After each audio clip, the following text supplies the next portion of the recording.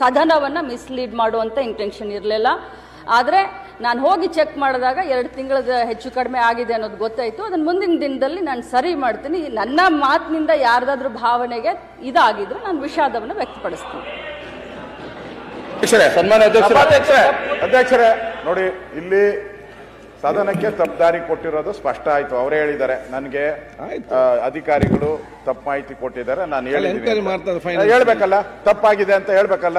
ಬಂಧುಗಳೇ ನಮಸ್ಕಾರ, ಹೇಗಿದ್ರೆ ನೀವೆಲ್ಲರೂ? ನಾನು ಸುಬ್ರಹ್ಮಣ್ಯ ಎಸ್ ಹಂಡಿಗೆ. ಬಂಧುಗಳೇ, ನಿಮ್ಮೆಲ್ಲರಿಗೂ ಕೂಡ ಗೊತ್ತಿರುವ ಹಾಗೆ ವಿಧಾನಸಭಾ ಅಧಿವೇಶನ ನಡೀತಾ ಇದೆ. ಅಲ್ಲ ಬಹಳ ಚರ್ಚೆ ಆಗ್ತಿರುವಂತಹ ವಿಚಾರ ಅಂದ್ರೆ ಅಥವಾ ತೀವ್ರ ಜಟಾಪಟಿಗೆ ಕಾರಣವಾಗಿರುವಂತಹ ಸಂಗತಿ ಅಂದ್ರೆ ಅದು ಗೃಹಲಕ್ಷ್ಮಿ ಯೋಜನೆಗೆ ಸಂಬಂಧಪಟ್ಟ ಹಾಗೆ ತೀವ್ರ ಟೀಕೆಯನ್ನ ಫೇಸ್ ಮಾಡ್ತಾ ಇರುವಂತವರು ಲಕ್ಷ್ಮೀ ಹೆಬ್ಬಾಳ್ಕರ್.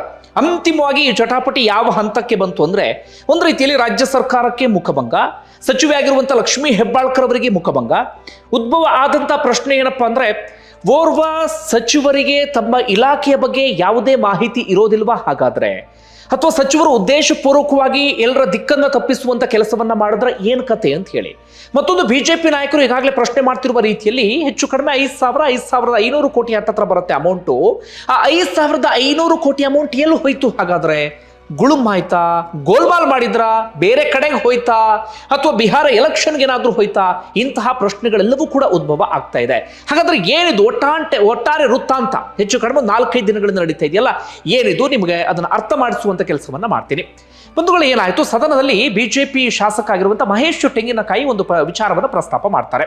ಅವ್ರು ಏನು ಹೇಳ್ತಾರೆ, ನೀವು ಆಗಸ್ಟ್ ತಿಂಗಳವರೆಗೆ ಗೃಹಲಕ್ಷ್ಮಿ ಹಣವನ್ನ ಹಾಕಿದ್ದೀರಿ, ಓಕೆ, ಆದರೆ 2025ನೇ ವರ್ಷದಲ್ಲಿ ಅಂದ್ರೆ ಈ ವರ್ಷ ಫೆಬ್ರವರಿ ಮತ್ತೆ ಮಾರ್ಚ್ ತಿಂಗಳಲ್ಲಿ ಯಾಕೆ ಗೃಹಲಕ್ಷ್ಮಿ ಅಮೌಂಟ್ ಅನ್ನ ಕೊಟ್ಟಿಲ್ಲ ನೀವು?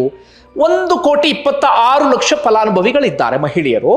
ಹೆಚ್ಚು ಕಡಿಮೆ ಒಂದು ತಿಂಗಳಿಗೆ 2,500 ಕೋಟಿ ಹತ್ರ ಅಂದ್ರೂ ಕೂಡ 2 ತಿಂಗಳಿಗೆ 5,000 ಕೋಟಿ ಅಮೌಂಟ್ ಬರಬೇಕು. ಅಮೌಂಟ್ ಅನ್ನು ಯಾಕೆ ಹಾಕಿಲ್ಲ? ಏನ್ ರಾಜ್ಯ ಸರ್ಕಾರ ದಿವಾಳಿ ಆಗಿದೆಯಾ? ರಾಜ್ಯ ಸರ್ಕಾರದ ಬಳಿ ಹಣ ಇಲ್ವಾ? ಏನ್ ಕತೆ ನಿಮ್ದು? ಮಧ್ಯದಲ್ಲಿ ಸ್ಕಿಪ್ ಮಾಡಿಬಿಟ್ಟಿದ್ದೀರಿ, ಅದನ್ನು ಮರ್ತೇ ಬಿಟ್ಟಿದ್ದೀರಾ? ಹಾಗಾದ್ರೆ ಮಹಿಳೆಯರಿಗೆ ಅಮೌಂಟ್ ಹೋಗೋದೇ ಇಲ್ವಾ ಅಂತ ಹೇಳಿ ಅವರು ಪ್ರಶ್ನೆಯನ್ನ ಮಾಡ್ತಾರೆ. ಆಗ ಲಕ್ಷ್ಮೀ ಹೆಬ್ಬಾಳ್ಕರ್ ಸಚಿವರು ಅದಕ್ಕೆ ಉತ್ತರವನ್ನ ಕೊಡಬೇಕು. ಯಾಕಂದ್ರೆ ಅವರ ಇಲಾಖೆ ಮಹಿಳಾ ಮತ್ತು ಮಕ್ಕಳ ಕಲ್ಯಾಣ ಇಲಾಖೆ. ಎಲ್ಲರೂ ನಿರೀಕ್ಷೆ ಮಾಡ್ತಿದ್ದ ಉತ್ತರ ಏನಪ್ಪಾ ಅಂದ್ರೆ, ಬಿಜೆಪಿ ನಾಯಕರಿಗೆ ಅಸಲಿ ಸತ್ಯ ಗೊತ್ತಿತ್ತೇನೋ, ಆದ್ರೆ ಅದರ ಆಚೆಗೆ ಜನಸಾಮಾನ್ಯರು ನಿರೀಕ್ಷೆ ಮಾಡ್ತಿದ್ದ ಉತ್ತರ ಏನಪ್ಪಾ ಅಂದ್ರೆ, ಏನೋ ಟೆಕ್ನಿಕಲ್ ಕಾರಣಕ್ಕಾಗಿ ಅಮೌಂಟ್ ಬಂದಿಲ್ಲ ಇರಬಹುದು, ಅಥವಾ ಲಕ್ಷ್ಮೀ ಹೆಬ್ಬಾಳ್ಕರ್ ಅಮೌಂಟ್ ಅನ್ನು ಹಾಕ್ತೀವಿ ಎನ್ನುವ ರೀತಿಯಲ್ಲಿ ಹೇಳಬಹುದು ಅಂತ ಎಲ್ಲರೂ ನಿರೀಕ್ಷೆ ಮಾಡ್ತಾ ಇದ್ರು. ಆದ್ರೆ ಯಾರೋ ನಿರೀಕ್ಷೆ ಮಾಡದ ರೀತಿಯಲ್ಲಿ ಲಕ್ಷ್ಮೀ ಹೆಬ್ಬಾಳ್ಕರ್ ಒಂದು ಉತ್ತರವನ್ನ ಕೊಟ್ಟು ಬಿಡ್ತಾರೆ. ಮತ್ತೆ ಮಹಿಳಾ ಮತ್ತು ಮಕ್ಕಳ ಕಲ್ಯಾಣ ಸಚಿವರು ಏನ್ ಹೇಳ್ತಾರೆ, ಇಲ್ಲ ರೀ, ನಾವು ಫೆಬ್ರವರಿ ಮತ್ತೆ ಮಾರ್ಚ್ ತಿಂಗಳಲ್ಲಿ ಅಮೌಂಟ್ ಹಾಕಿಬಿಟ್ಟಿದ್ದೇವೆ, ಆಗಸ್ಟ್ ತಿಂಗಳವರೆಗೆ ಹೆಚ್ಚು ಕಡಿಮೆ ಒಂದು 25 ಕಂತಾಗುತ್ತೆ, ಇಲ್ಲಿವರೆಗೆ ಎಲ್ಲವನ್ನು ಕೂಡ ಕ್ಲಿಯರ್ ಮಾಡಿದ್ದೇವೆ, ಆಗಸ್ಟ್ ತಿಂಗಳ ನಂತರ ನಾವು ಅಮೌಂಟ್ ಅನ್ನು ಹಾಕೋದು ಬಾಕಿ ಉಳಿದಿದೆ, ಅಮೌಂಟ್ ಅನ್ನು ಹಾಕ್ತೀವಿ ಎನ್ನುವ ರೀತಿ ಲಕ್ಷ್ಮೀ ಹೆಬ್ಬಾಳ್ಕರ್ ಹೇಳ್ತಾರೆ. ಜನಸಾಮಾನ್ಯರಿಗೆ ಶಾಕ್, ಅಂದ್ರೆ ಅಮೌಂಟ್ ಅನ್ನು ತೆಗೆದುಕೊಳ್ತಿದ್ದಂತ ಮಹಿಳೆಯರಿಗೆ ಶಾಕ್ ಆಗ್ಬಿಡುತ್ತೆ. ಅಯ್ಯೋ, ನಾವು ಫೆಬ್ರವರಿ ಅಮೌಂಟ್ ಬಂದಿಲ್ಲ, ಮಾರ್ಚ್ ತಿಂಗಳ ಅಮೌಂಟ್ ಕೂಡ ಬಂದಿಲ್ಲ. ಇಲ್ಲಿ ನೋಡಿದ್ರೆ ಸಚಿವರು ಆರಾಮಾಗಿ ಸದನದಲ್ಲಿ ನಿಂತ್ಕೊಂಡು ಇಲ್ಲ ನಾನು ಅಮೌಂಟ್ ಹಾಕಿದ್ದೀನಿ ಎನ್ನುವ ರೀತಿಯಲ್ಲಿ ಹೇಳ್ತಿದ್ದಾರಲ್ಲ ಎನ್ನುವ ರೀತಿಯಲ್ಲಿ. ಇನ್ನೊಂದು ಕಡೆಯಿಂದ ಪ್ರಶ್ನೆಯನ್ನ ಕೇಳಿದಂತ ಬಿಜೆಪಿ ಶಾಸಕರಿಗೂ ಕೂಡ ಒಂದು ರೀತಿಯಲ್ಲಿ ಶಾಕ್ ಎದುರಾಗ್ಬಿಡುತ್ತೆ. ಯಾಕಂದ್ರೆ ಅವರು ಅದಕ್ಕೆ ಸಂಬಂಧಪಟ್ಟಂತ ದಾಖಲೆಗಳನ್ನ ತಮ್ಮ ಮುಂದೆ ಇಟ್ಕೊಂಡಿರ್ತಾರೆ, ಅದಕ್ಕೆ ಬೇಕಾದಂತ ಸಂಪೂರ್ಣ ಮಾಹಿತಿಯನ್ನು ಕೂಡ ಇಟ್ಕೊಂಡಿರ್ತಾರೆ. ಆ ಕಾರಣಕ್ಕಾಗಿ ಪ್ರಶ್ನೆಯನ್ನ ರೈಸ್ ಮಾಡಿರ್ತಾರೆ. ಆ ತಕ್ಷಣವೇ ಬಿಜೆಪಿ ನಾಯಕರಿಗೆ ಒಂದು ಅಸ್ತ್ರ ಸಿಕ್ಕಿಬಿಡುತ್ತೆ, ಒಂದು ರೀತಿಯಲ್ಲಿ ಬ್ರಹ್ಮಾಸ್ತ್ರವೇ ಸಿಕ್ಕಂತಾಗುತ್ತೆ ರಾಜ್ಯ ಸರ್ಕಾರವನ್ನ ಇಕ್ಕಟ್ಟಿಗೆ ಸಿಕ್ಕಾಕ್ಸೋದಕ್ಕೆ. ನೀವು ಸಚಿವರಾಗಿ ನಿಮ್ಮ ಹತ್ರನೇ ಮಾಹಿತಿ ಇಲ್ಲ, ಸಚಿವರಾಗಿ ಸುಳ್ಳು ಹೇಳ್ತಾ ಇದ್ದೀರಿ, ನಮ್ಮ ಹತ್ರ ಬೇಕಾದಂತ ದಾಖಲೆ ಇದೆ, ಬೇಕಾದಂತ ಎಲ್ಲ ಮಾಹಿತಿಯೂ ಕೂಡ ಇದೆ ಅಂತ ಹೇಳಿ. ಅದಾದ ಬಳಿಕ ವಿಪಕ್ಷ ನಾಯಕ ಆರ್ ಅಶೋಕ್ ಇಂದ ಹಿಡಿದು ಬೇರೆ ಬೇರೆ ಶಾಸಕರು ಎಲ್ಲರೂ ಕೂಡ ಈ ವಿಚಾರವನ್ನ ರೈಸ್ ಮಾಡೋದಕ್ಕೆ ಶುರು ಮಾಡ್ಕೊಳ್ತಾರೆ. ಅದು ದೊಡ್ಡ ರೂಪವನ್ನೇ ಪಡೆಯೋದಕ್ಕೆ ಶುರುವಾಗ್ಬಿಡುತ್ತೆ. ಅದಾದ ಬಳಿಕ ಸೋಮವಾರ ಲಕ್ಷ್ಮೀ ಹೆಬ್ಬಾಳ್ಕರ್ ಉತ್ತರವನ್ನ ಕೊಡಬೇಕಾಗಿತ್ತು, ಆದರೆ ಶಾಮನೂರು ಶಿವಶಂಕರಪ್ಪ ತೀರ್ಕೊಂಡ್ರು. ಅದಾದ ಬಳಿಕ ಲಕ್ಷ್ಮೀ ಹೆಬ್ಬಾಳ್ಕರ್ ಕಾಣಿಸ್ಲಿಲ್ಲ. ಅಂತಿಮವಾಗಿ ಇವತ್ತು ಲಕ್ಷ್ಮೀ ಹೆಬ್ಬಾಳ್ಕರ್ ಉತ್ತರವನ್ನ ಕೊಟ್ಟರು. ಏನಂತ ಉತ್ತರವನ್ನ ಕೊಟ್ಟರು ಲಕ್ಷ್ಮೀ ಹೆಬ್ಬಾಳ್ಕರ್? ಹೌದು, ನನ್ನಿಂದ ತಪ್ಪಾಗಿದೆ, ನನ್ನಿಂದ ಎಡವಟ್ಟಾಗಿದೆ, ಅಧಿಕಾರಿಗಳು ನನ್ನ ದಿಕ್ಕನ್ನ ತಪ್ಪಿಸಿ ಬಿಟ್ಟರು.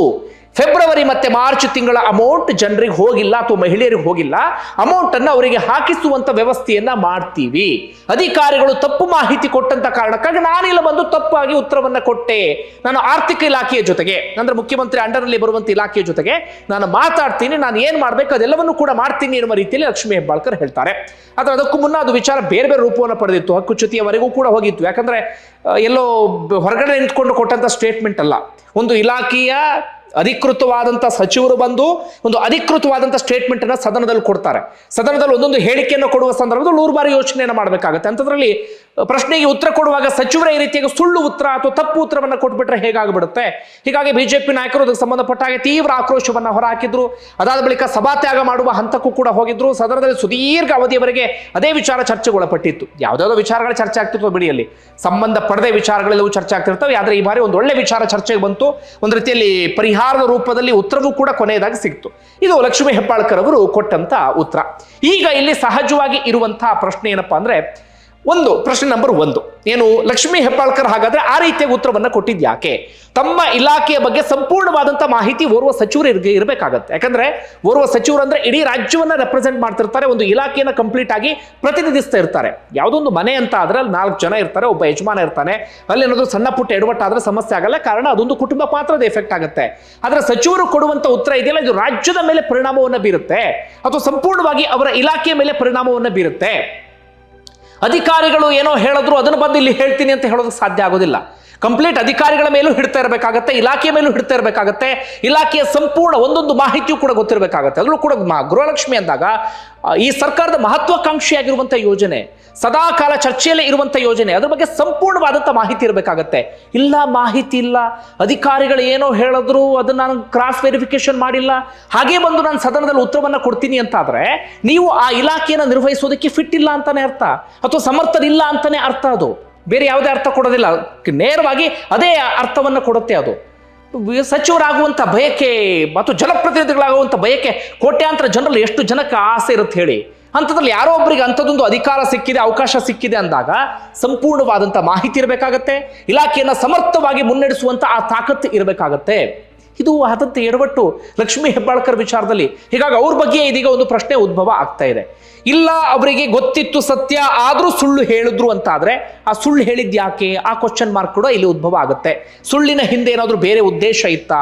ಹೆಚ್ಚು ಕಡಿಮೆ 5,000 ಅಥವಾ 5,500 ಕೋಟಿ ಬಿಜೆಪಿ ನಾಯಕರು ಆರೋಪ ಮಾಡ್ತಿರೋ ರೀತಿಯಲ್ಲಿ ಯಾರೋ ಗುಳುಂ ಮಾಡಿದ್ರ, ಯಾರದ್ದೋ ಜೇಬಿಗೆ ಹೋಯ್ತಾ, ಅಥವಾ ಎಲ್ಲೋ ಅಲ್ಲೇನಾದ್ರೂ ಬೇರೆ ರೀತಿಯಲ್ಲಿ ಗೋಲ್ಮಾಲ್ ಆಯ್ತಾ, ಅಥವಾ ಬೇರೆ ಯಾವುದಾದ್ರೂ ಕೆಲಸಕ್ಕೆ ಅದನ್ನು ಬಳಸಿಕೊಳ್ಳಲಾಗಿದೆಯಾ, ಅಥವಾ ಬಿಜೆಪಿ ನಾಯಕರು ಹೇಳ್ತಿದ್ದಾರೆ ಆ ಪ್ರಕಾರವಾಗಿ ಬಿಹಾರದ ಎಲೆಕ್ಷನ್ಗೆ ಏನಾದರೂ ಅಮೌಂಟ್ ಹೋಯ್ತಾ?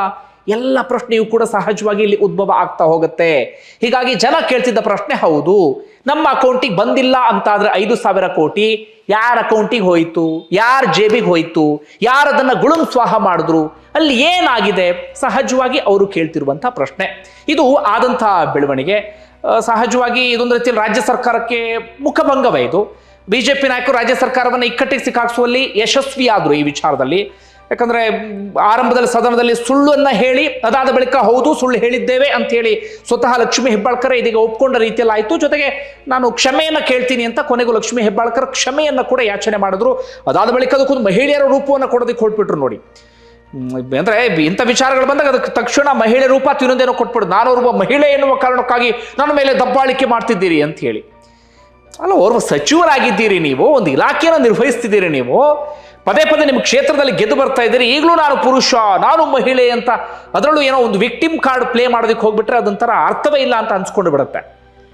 ಅಂದ್ರೆ ಸಚಿವ ಸ್ಥಾನ ಬೇಕು, ಆದರೆ ಅಲ್ಲಿ ಏನೋ ಎಡವಟ್ಟಾದಾಗ ಇನ್ಯಾರೋ ಅಟ್ಯಾಕ್ ಮಾಡ್ತಾರೆ, ಇನ್ಯಾರೋ ಪ್ರಶ್ನೆ ಮಾಡ್ತಾರೆ ಅಂದಾಗ ಅಲ್ಲಿ ಮಹಿಳೆ ಮಹಿಳೆ ಮಹಿಳೆ ಅಂತ ಬಂತಂದ್ರೆ ಅದಕ್ಕೆ ಅರ್ಥವೇ ಇಲ್ಲ. ಮಹಿಳೆಯರಿಗೆ ಎಲ್ಲ ರಂಗದಲ್ಲೂ ಮುಂದೆ ಬಂದಿದ್ದಾರೆ, ಮಹಿಳೆಯರು ಎಲ್ಲ ವಿಚಾರದಲ್ಲೂ ಕೂಡ ಸಮರ್ಥರಿದ್ದಾರೆ. ನೀವು ಮಹಿಳೆ ಅಂತ ಕಾರಣಕ್ಕಾಗಿ ನನ್ನ ಮೇಲೆ ಅಟ್ಯಾಕ್ ಮಾಡ್ತಿದ್ದೀರ ಅಂತ ಹೇಳ್ತಾ ಇದ್ರೆ ಮಹಿಳೆಯರ ಸ್ಥಾನವನ್ನು ನೀವೇ ಕುಗ್ಗಿಸುವಂತ ಕೆಲಸವನ್ನ ಮಾಡ್ತಾ ಇದ್ದೀರಿ.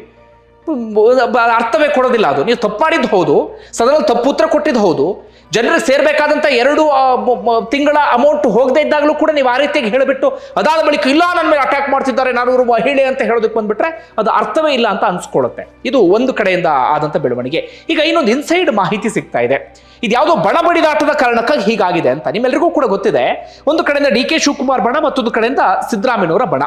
ಈಗಾಗಲೇ ಸದನದಲ್ಲೂ ಕೂಡ ಅದರ ಬಿಸಿ ನಿಧಾನಕ್ಕೆ ತಾಗೋದಕ್ಕೆ ಶುರುವಾಗಿದೆ.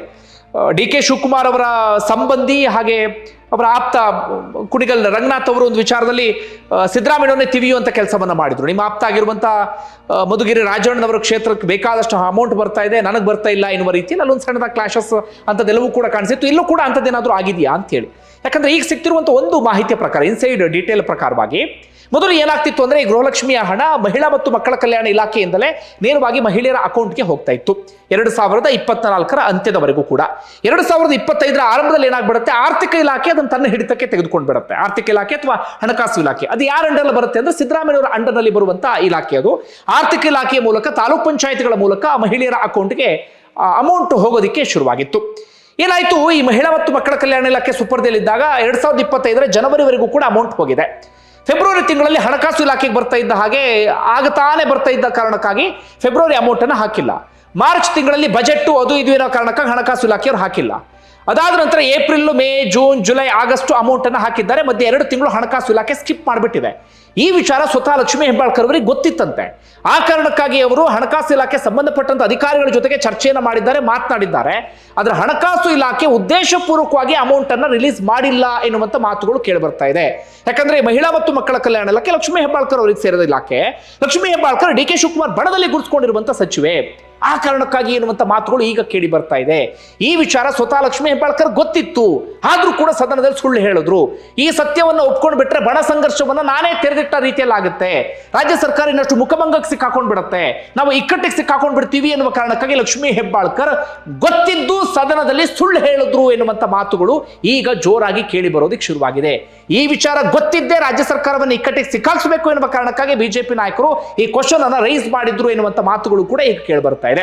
ಯಾವ ಕಾರಣಕ್ಕಾಗಿ ರೈಸ್ ಮಾಡಿದ್ರು ಗೊತ್ತಿಲ್ಲ ಬಿಜೆಪಿ ನಾಯಕರು, ಅದರ ಒಂದು ಒಳ್ಳೆ ಕೆಲಸ ಇದು, ಒಳ್ಳೆ ಕೆಲಸ. ಸದನದಲ್ಲಿ ಒಂದು ಒಳ್ಳೆ ವಿಚಾರ ಪ್ರಸ್ತಾಪ ಆಯಿತು, ಆ ಕಾರಣಕ್ಕಾಗಿ ಆ ವಿಚಾರ ಹೊರಗಡೆ ಬಂತು, ಜನ ಕೂಡ ಚರ್ಚೆ ಮಾಡುವಂತ ರೀತಿಯಲ್ಲಿ ಆಯಿತು. ಈಗ ಒಂದು ರೀತಿಯಲ್ಲಿ ಪರಿಹಾರವೂ ಕೂಡ ಸಿಕ್ಕಂತಾಯ್ತು, ಯಾಕಂದ್ರೆ ಹಣ ಬಿಡುಗಡೆ ಮಾಡ್ತೀವಿ ಎನ್ನುವ ರೀತಿಯಲ್ಲಿ ಒಪ್ಕೊಂಡಿದ್ದಾರೆ. ಈಗಿರುವಂತ ಪ್ರಶ್ನೆ ಅಂದ್ರೆ ಅಪ್ಪಿತಪ್ಪಿ ಬಿಜೆಪಿ ನಾಯಕರು ಆ ಕ್ವಶನ್ ಅನ್ನು ರೈಸ್ ಮಾಡಿಲ್ಲ ಅಂತ ಆಗಿದ್ರೆ ಆ 2 ತಿಂಗಳು ಅಮೌಂಟ್ ಎಲ್ಲಿಗೆ ಹೋಗ್ತಿತ್ತು? ಹಾಗಾದ್ರೆ ಲಕ್ಷ್ಮೀ ಹೆಬ್ಬಾಳ್ಕರ್ ಹೇಳ್ತಿದ್ದಾರೆ ಇಲ್ಲ ರಿಲೀಸ್ ಮಾಡಿದ್ದೀವಿ ಅಂತ ಹೇಳಿ, ಅಂದ್ರೆ ಎಲ್ಲಿಗೆ ಹೋಗ್ತಿತ್ತು ಅಮೌಂಟ್? 2 ತಿಂಗಳದು ಗುಳುಮ್ ಆಗ್ತಿತ್ತಾ, ಗೋಲ್ಮಾಲ್ ಆಗ್ತಿತ್ತಾ, ಅಥವಾ ಇನ್ಯಾರ್ದೋ ಕೈಗೆ ಹೋಗ್ತಿತ್ತಾ? ಗೊತ್ತಿಲ್ಲ. ಒಂದು ವೇಳೆ ನಿಮ್ಗೆ ಏನಿಸ್ತದೆ ಕಮೆಂಟ್ ಬಾಕ್ಸಲ್ಲಿ ಮೆನ್ಷನ್ ಮಾಡಿ. ಧನ್ಯವಾದ ವಿಡಿಯೋ ನೋಡಿದ್ದಕ್ಕೆ.